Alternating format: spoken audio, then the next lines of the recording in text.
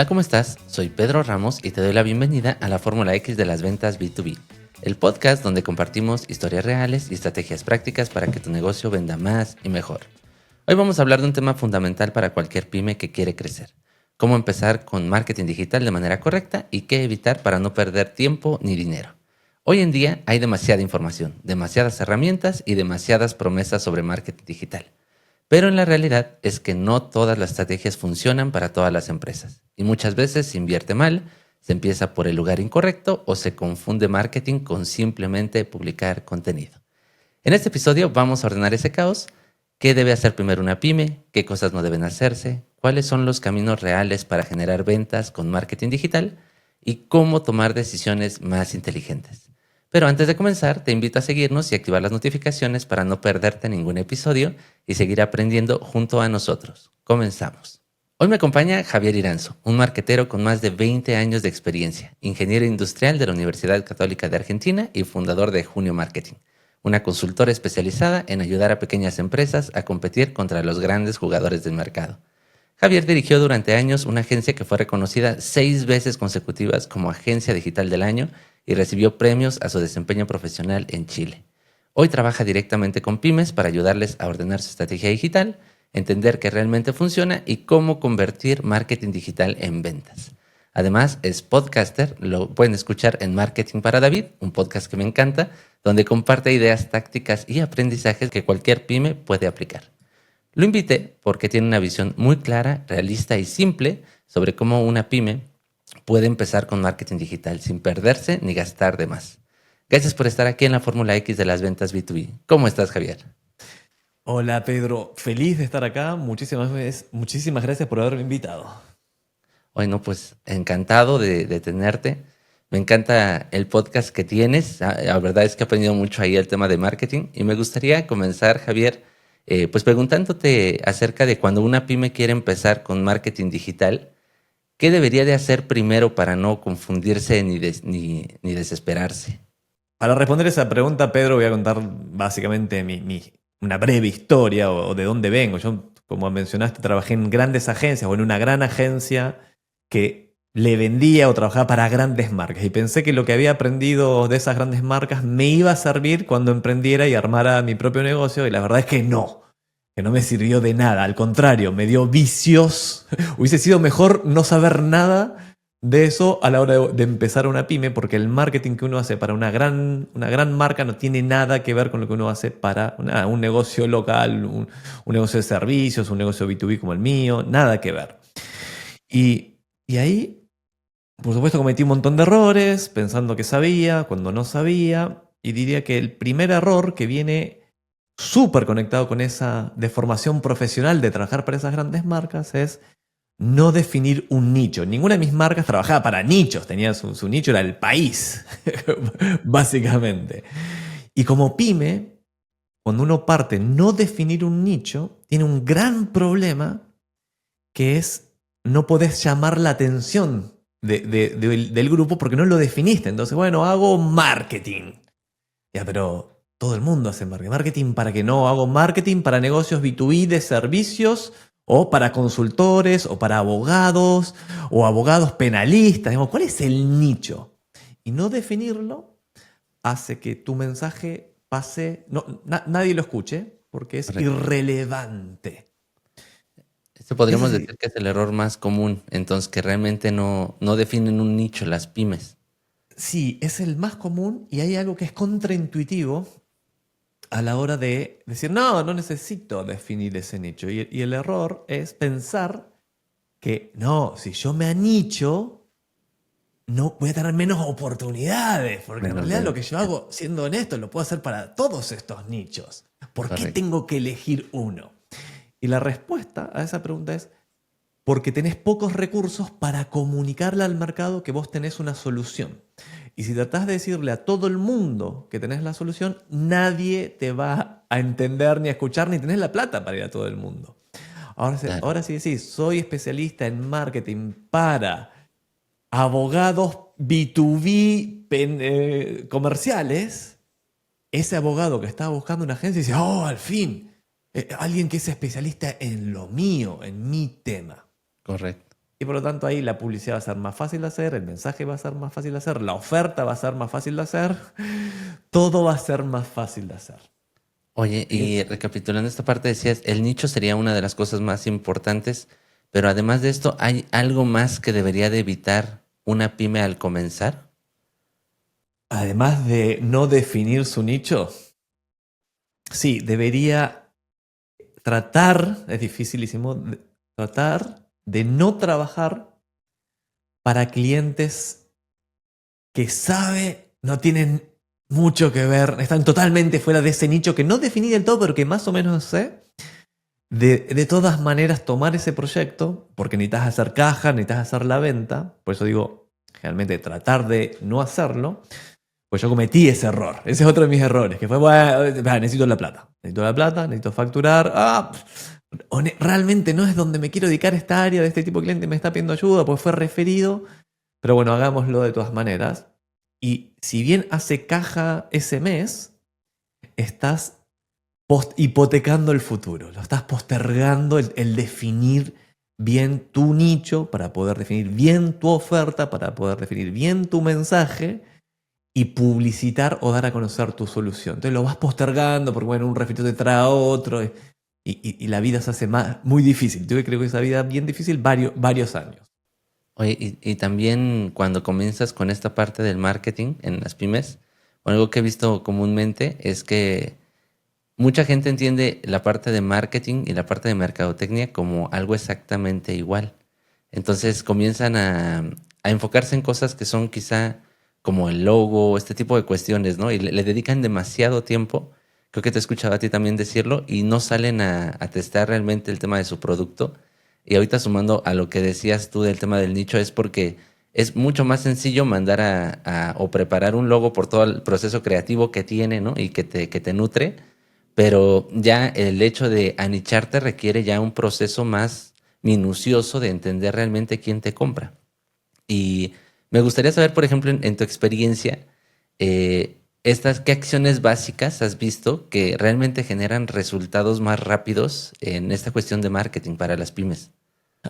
Me voy a decir las dos cosas que he hecho de todo, creo que he hecho de todos estos años y hay dos cosas que son las que más me funcionan, porque hace un tiempo atrás hice, ok, de todos estos clientes, empecé como a analizar cliente por cliente, digamos, por dónde habían llegado, em, qué tan rentable era cada uno de estos clientes y demás. Entonces llegué, pues ese es como, yo soy un solo emprendedor, entonces yo tengo un negocio, trabajo con colaboradores, pero a veces como perdés noción de, a ver, pero ¿qué realmente me está funcionando lo que estoy haciendo? Así que paré la pelota y dije, ok, voy a analizar qué es lo que me está funcionando y el resultado te sorprenderá. Bueno, A mí al menos me sorprendió un poco. Y lo que más me ha funcionado para captar clientes son dos cosas. La primera es obvia y la segunda no tanto. La primera es hacer un buen trabajo. Hacer un buen trabajo. Y como dueño de negocio, cuando emprendes, digamos, no tenés media opción. Si no haces un buen trabajo, vas a quedar fuera del mercado inmediatamente. Nadie te va a comprar, nadie te va a referir. Y para mí hacer un buen trabajo no es solo el delivery de lo comprometido, sino que tratar de ser excepcional en el servicio. Te voy a dar un ejemplo. Si un cliente me escribe un sábado a las 3 de la tarde o a las 10 de la noche y yo estoy despierto, le respondo. No digo, no, lo voy a dejar en visto y el lunes a primera hora. No. Respondo. Si ese cliente me escribió a esa hora, es porque algo está pasando y él va a encontrar que va a tener una respuesta conmigo. Y eso eso es un elemento de diferenciación. Porque ese cliente por ejemplo dice, mira, acá surgió una alternativa más barata, quizás, que compite. Parecida. Sí, pero Javier me atiende cuando yo lo necesito, Javier siempre está. Eso es un elemento de diferenciación y que me ha traído que la primer fuente de clientes para mi negocio han sido referidos. Referidos, cliente que trae a cliente, que es una fuente espectacular, porque cuando un cliente es referido, no estás compitiendo, no estás licitando, quiere trabajar con vos porque su amigo le dijo, trabaja con Javier. Y ahí lo que no hay que olvidarse de hacer, y esto lo hago desde el día 1, así que para quien nos está escuchando, si no lo estás haciendo, hacelo, es cuando haces un buen trabajo, que debería ser la mayoría de las veces, pedí un review, pedí un testimonial, documentá ese éxito. Porque más adelante, al principio tenés 0, ya tenés 1 al principio. Con el tiempo también es un elemento de diferenciación, porque cuando alguien está comprando alternativas, y ya vamos a hablar de eso, dice, bueno, pero Javier tiene 4.9 de 5 con 82 reviews. Y este de acá al lado, no, 0. Dicen ellos que son muy buenos. Y eso toma tiempo. Conseguir reviews en el B2B toma tiempo, entonces partan ya mismo. Y la segunda, que dije que te sorprenderá, quizás a vos no tanto, Pedro, porque lo estás haciendo, pero es el podcast. El podcast es mi segunda fuente de clientes. Y es casi como el referido, de buena. Porque cuando alguien escucha el podcast, bueno, vos estás dentro de ese grupo, Pedro. Cuando alguien escucha mi podcast durante meses y va conociéndome, va confiando porque me escucha, porque le soy familiar, porque son varias horas y el podcast en general es un contenido de largo, ¿no? No es que son un minuto en TikTok, estás horas escuchando. Pasa que cuando esa reunión llega, también la persona al otro lado te conoce, sabe dónde estás, sabe quién sos, sabe un montón, sabe más que vos muchas veces de varios temas, sobre vos mismo. Yo ni me había acordado que había dicho ciertas cosas en el podcast muchas veces. Uh-huh. Y ese también es un tremendo buena fuente de clientes, y eso, si lo queremos poner, conceptualizar, se llama content marketing, ¿no? Como crear contenido para tu marca, que básicamente va a captar audiencias, las va a fidelizar, va a generar que esa audiencia confíe en vos porque estás entregando valor todo el tiempo. Y cuando tengas algo que ofrecer más allá del contenido, vas a estar dentro del grupo de consideración de ese posible cliente. Correcto. Oye, y ahorita que decías precisamente esta cuestión de contenido, me tocó con una de las empresas con las que trabajo recientemente, me estaba platicando que tienen ellos su página y les llegaron leads, ¿no? Les llegó un lead, lo convirtieron, generaron la venta, el cierre, pero haz cuenta, generan el cierre y me dice que le marque el cliente como después de que realice el pago, no sé, a las 2 horas, 3 horas, y le dice, oye, es que contéstame por favor, ¿no? Y le contesta el vendedor y le dice, a ver, dime qué pasa. Y dice, oye, es que pensé que era una estafa, ¿pero por qué? Y le dice, porque chequé tus redes y no había redes, y de pronto dije, pues está la página, y la página sí está, pero traté de buscar más información y de pronto no los encontré. Dice, y sentí que ya me habían estafado. Dice, qué bueno que me contestaste, le platicaba, ¿no? Y para mí tiene toda la importancia lo que acabas de decir, porque yo creo que muchas veces, bueno, antes no se le daba tanta importancia al esquema de contenido, porque pensaban que era más como por estar presente en las redes, pero hoy ya para muchos de los compradores son la gran diferencia de la credibilidad y la confianza, lo que acabas de decir tú, en eso. Mirá qué interesante, me hiciste acordar de un concepto, creo que es así, que se llama el funnel invisible, si se quiere. Okay. El funnel invisible es lo que hace el cliente, lo que acabas de mencionar, que vos no ves, porque por ahí no está registrado en ninguna analítica, no sabés eso, en tu sitio vos sabés que visitó, pero es, claro, voy a chequear las redes sociales para ver si existen. Correcto. Y pasa exactamente lo que acabas de mencionar, entonces tener tus redes sociales al día, aunque sea con contenido orgánico, pero que algo de movimiento tienen, es un check, es el due diligence que se hace, sí, existe, ok, están ahí, y baja esa ansiedad de pensé que esto era una estafa. Así que sí, tenerlas creadas, ni hablar, y además subirle contenido como, no sé, cosas de tu podcast, ayuda un montón. Lo que me lleva al tercer consejo para los negocios B2B. Y este es relativamente nuevo. Y yo estoy fascinado con este tema. Fascinado. Porque históricamente mi sitio web no me aportaba mucho. Y en general a los negocios B2B, el sitio web no les aporta nada, cero, nada. Al contrario, capaz que les hace daño. Porque alguien llega al sitio web y no entienden. No, esto no debe ser lo que estoy buscando, y se van. Y el problema de todos estos negocios B2B es que esos sitios web no fueron pensados como una herramienta de marketing y ventas. Fue pensado como, tenemos que tener un sitio web. Sí, ¿y qué no sé? Tengo un diseñador, hay un template, Ya, pongamos lo que creemos que hay que poner ahí y bueno, digamos que se vea cool con un slider en el home y que se mueva y demás. Y no fue pensado por un marketero. Y por lo tanto ha aportado nada, costo. El costo del servidor, del host, y no ha aportado nada. Y hoy existe un nuevo concepto para los sitios web que nosotros llamábamos, no es que yo lo inventé, pero es así, se llama Smart Websites, que es, ya, tu Smart Web, si tener un Smart Website, a diferencia de un website, básicamente hace 3 trabajos muy bien. Siempre pensado como herramienta de marketing y ventas. La primera es hacerte ver todo lo profesional que deberías verte en tu nicho. Si sos una agencia creativa, tenés que verte creativo. Si sos un estudio de abogados, tenés que verte serio. Si sos una empresa de tecnología, tenés que verte moderna. Si sos una empresa de seguridad, te tenés que ver seguro, ¿no?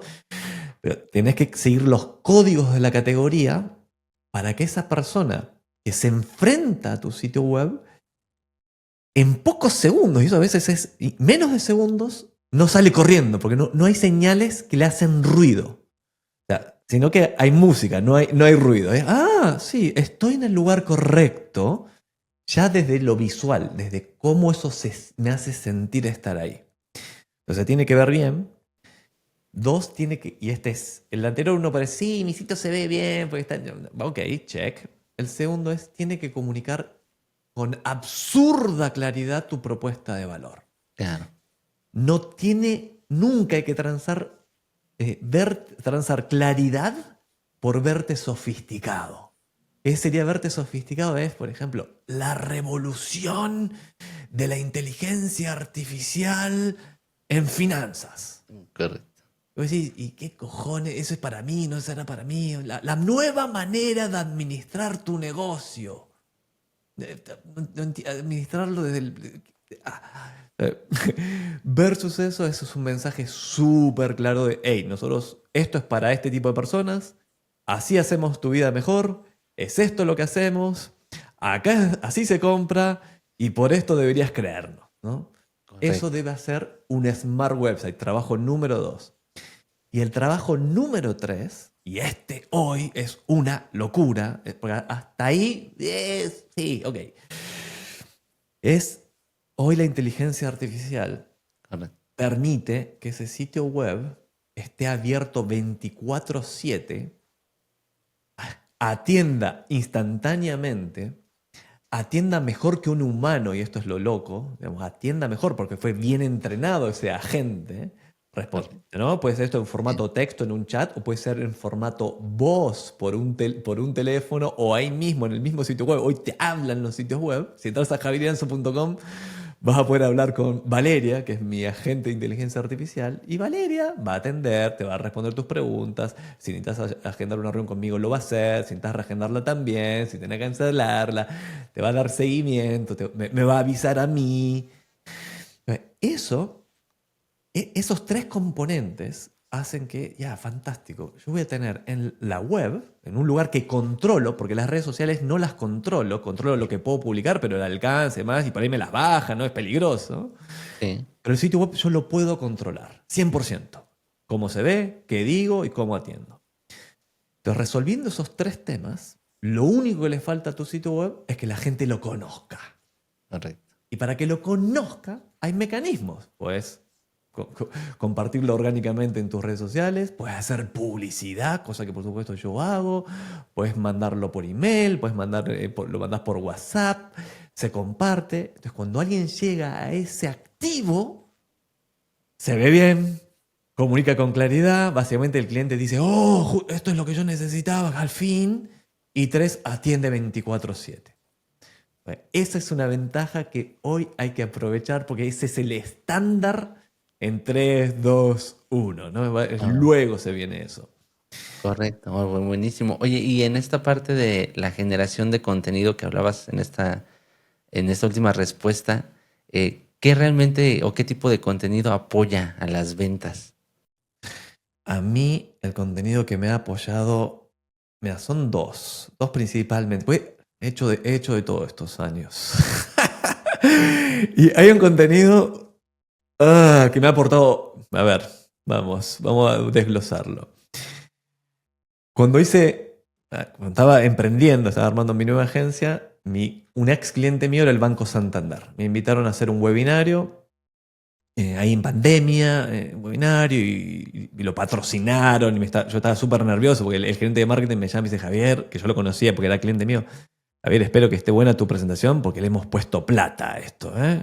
Y era verdad porque frases de radio, vía pública, o no sé si de vía pública, pero muchos anuncios en el email marketing que mandaba el banco a todos sus clientes, no sé qué, estaba. Y me llamaban amigos diciendo, hey, esto vas a estar en el... O sea, mucha gente. Llegaron, si no, mal no recuerdo, no sé si fueron más de 2000 personas en vivo ahí conectados por Zoom. O sea, había gente. Se cayó el stream, ¿no? Mil problemas hubo. Y termina ese streaming y me escriben por interno. Me escribe un chico, me dice, Javier, a mi red social, creo que fue Messenger, de Facebook. Me dice, Javier, estuve en tu webinario, no te lo tomes a mal, muy bueno tu contenido, me dice, no te lo tomes a mal, pero tus redes sociales me llamó la atención que sean tan malas. Y eso fue, ¡ouch! Me dolió porque tenía razón. Archivé todo, o sea, todo en el Instagram, además archivé todas las fotos que tenía que eran personales y dije, ok, Instagram va a trabajar para mí. Y me puse a crear contenido como loco ahí, como loco, ta. Y metí 2 virales. Metí un video que los tengo ahí anclados, o sea, entras en mi perfil lo vas a ver.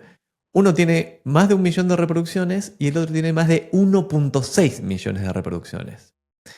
Ahora, la pregunta es, esos 2.6 millones de reproducciones, ¿se monetizaron? ¿Llegó algún cliente? Adivina, Pedro. No, ninguno. Cero. Uh, Cero clientes. Cero. Llegaron un montón de followers, digamos, crecí un montón, pero no eran, eran reels recontra genéricos, no tenían nada que ver con lo que yo hago. O muy lejano a lo que yo hago. Entonces, por lo tanto, lógico que iban a aportar cero. Y ese fue el error de crear un tipo de contenido, o solo un tipo de contenido que no le dice a la persona adecuada, hey, yo te puedo ayudar con mi servicio. Entonces, okay. ese tipo de contenido a mí no me ha aportado prácticamente nada, solo mejorar mis skills de comunicación, de estar creándolo, entonces tener que aprender a hacerlo. El que sí me ha funcionado, como mencioné al principio, era el podcast. Uh-huh. Y el segundo que me ha funcionado, no para mí particularmente, pero sí para otros clientes, son los webinarios. Ok. Ahora le voy a dar una nueva oportunidad. La semana que viene voy a hacer un nuevo webinario y le voy a dar una nueva oportunidad.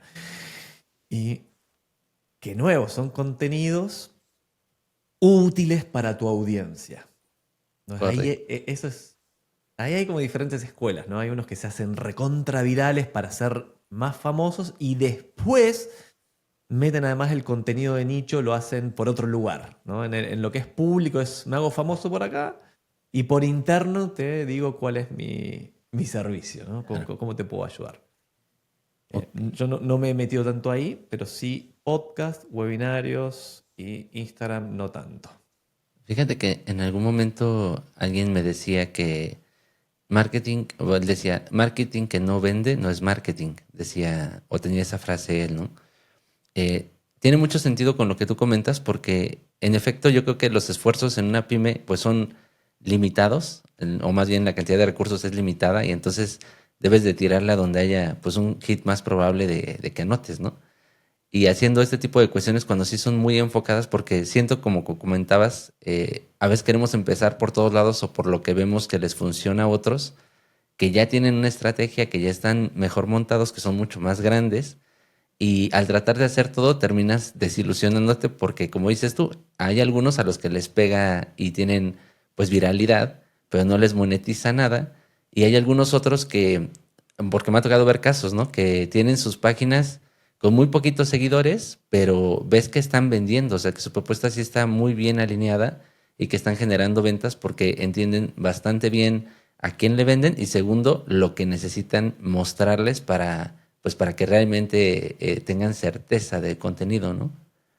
Claro, tal Entonces, cual. eso me parece bien interesante. Oye, Javier, y quisiera preguntarte algo más.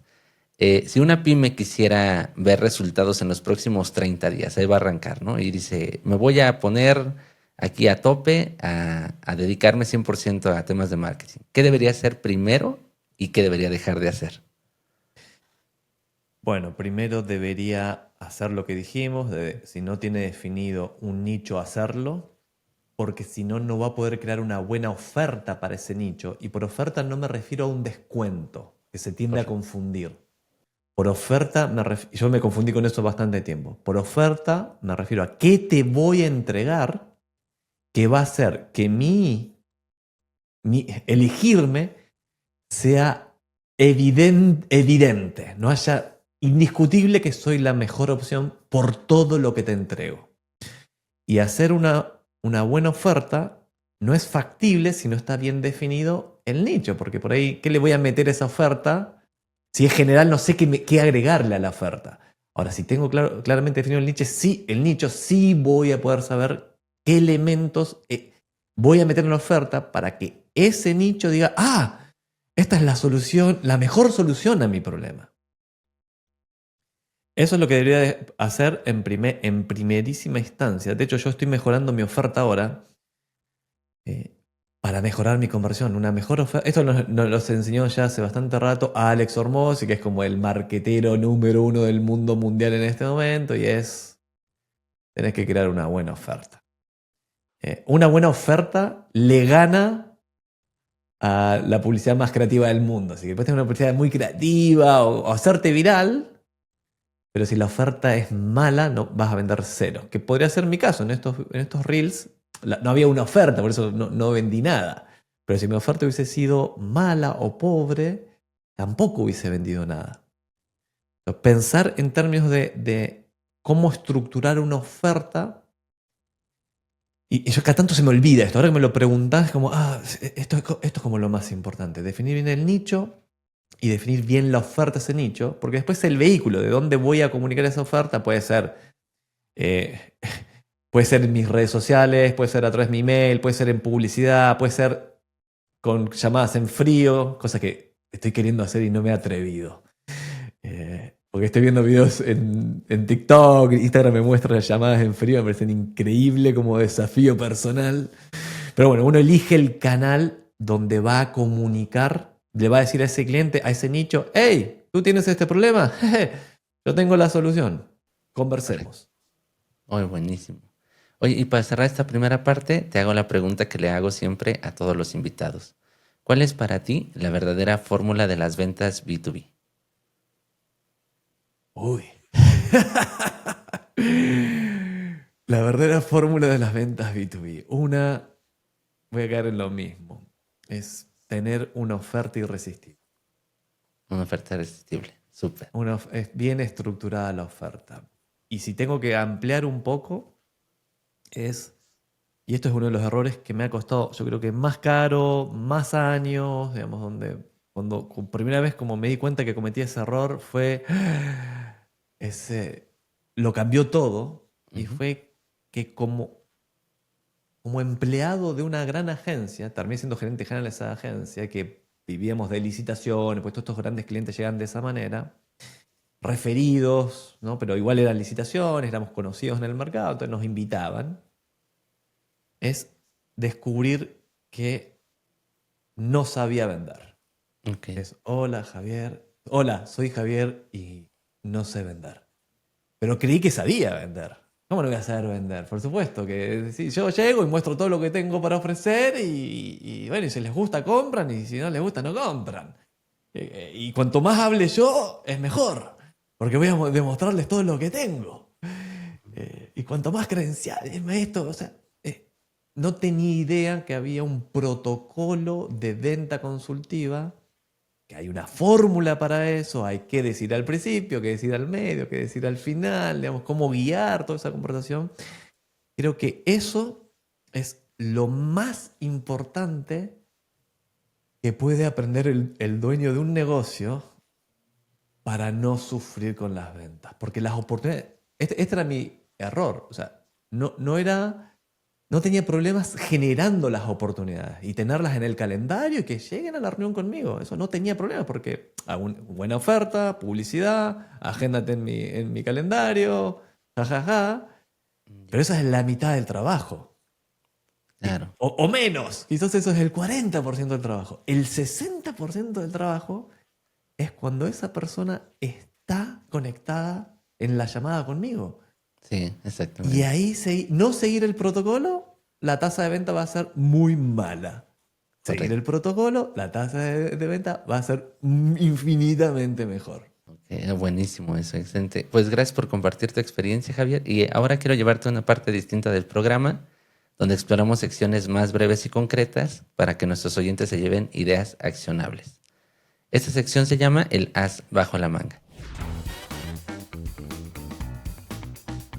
Todo vendedor exitoso tiene una técnica, hábito o recurso que le da una ventaja decisiva. Puede ser una manera única de acercarse a los clientes, una herramienta poco conocida o una táctica que siempre funciona.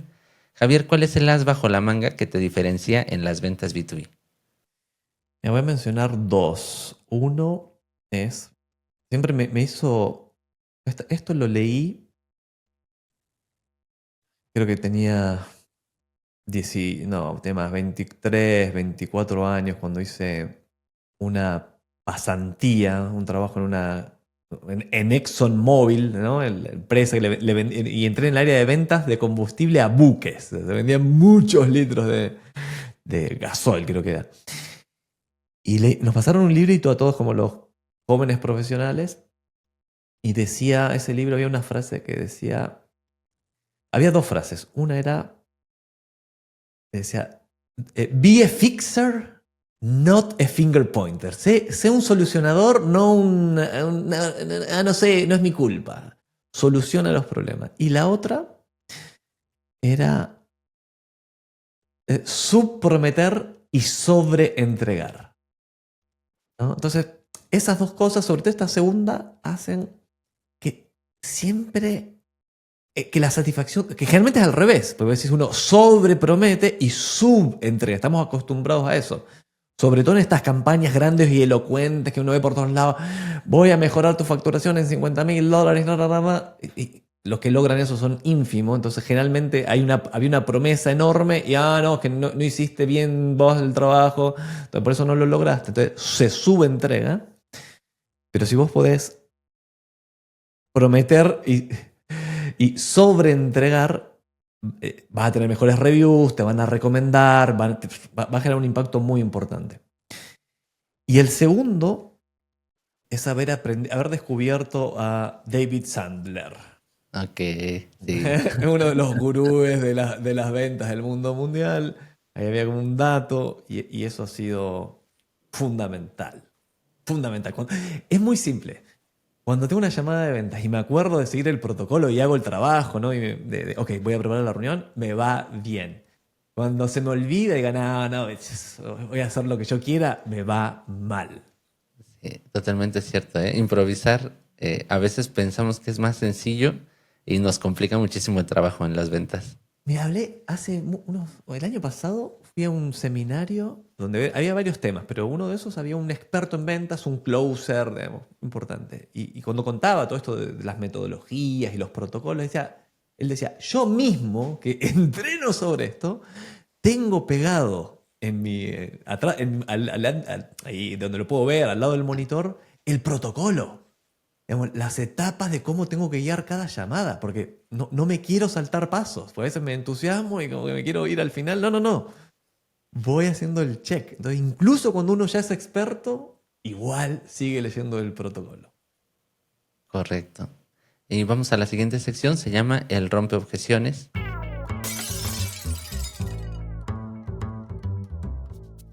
Las objeciones son parte inevitable de cualquier venta, pero la forma en la que las enfrentamos puede marcar la diferencia entre cerrar un trato o perderlo. ¿Cuál es la objeción más común que sueles escuchar en las pymes con las que trabajas y cómo les recomiendas enfrentarla? ¡Ay, qué buena pregunta! Eh, es muy buena pregunta, Pedro, porque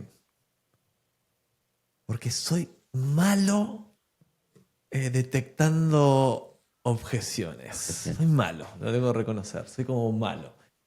Debería, si yo lograra anticiparme a las objeciones, sin duda me iría mejor Ok, en los cierres, porque cuando uno no cierra es porque hubo una objeción que no fue atendida. estaba ahí en la cabeza del cliente y no supiste hacer que la verbalizara, que la dijese para poder contrarrestarlo. Entonces, ahí voy a decir, me falta aprender. Fíjate que en el tema de las objeciones, con varios de los que hemos platicado, la más común que siempre mencionan es la parte del precio, ¿no? Y quiero aprovechar porque justo el otro día, precisamente con Alex Hormozzi en su libro, dice algo que a veces, porque hay mucha gente dice es que la objeción principal es está caro. Y en el libro comenta que el precio alto ya en sí es un valor mucho mayor. O sea, como que el precio alto ya le genera valor al producto o servicio.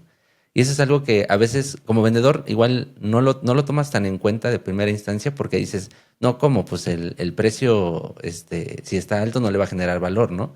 Pero no, sí hace un diferencial importante y es la objeción que más recurrente escucho aquí, digo, en otros lados también cuando doy los talleres, pero también a su vez me he dado cuenta que las personas que tienen un importe más alto en sus productos o servicios batallan menos con esta objeción porque realmente ven una diferencia.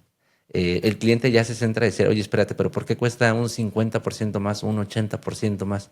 Como que les queda esa duda y de ahí ya como que es un poquito como que entra más la dinámica de, pero ¿por qué? ¿Por qué vale tanto, no? Interesante. Claro, hay una Entonces está percepción muy inmediata de interesante. Oye, mayor valor porque el precio es una señal de valor, es el precio. exacto.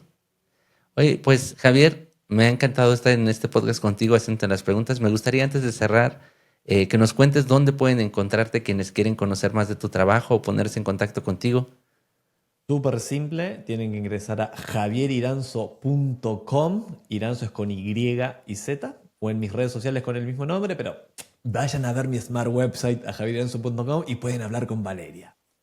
Está Que si buenísimo. quieren, les puede agendar una cita conmigo si viese que soy capaz de ayudar a esa persona. Exacto, está buenísimo para conocer a Valeria. Pues muchas gracias, Javier, por estar con nosotros. Ha sido un placer hablar contigo. Gracias por haberme invitado. Esto fue la Fórmula X de las ventas B2B, el podcast donde compartimos historias reales y estrategias prácticas para que tu negocio venda más y mejor. Gracias por acompañarme en esta conversación. Si algo de lo que escuchaste hoy te sirvió o te dio una nueva idea, compártelo con tu equipo o con alguien que lo pueda aprovechar. Agradezco a Delficio Ane y Salva Luca en la producción y al equipo de edición. No olvides seguirnos en la plataforma de preferencia y activar las notificaciones para no perderte ningún episodio. Yo soy Pedro Ramos y nos escuchamos en el siguiente capítulo para seguir descubriendo los factores X de las ventas.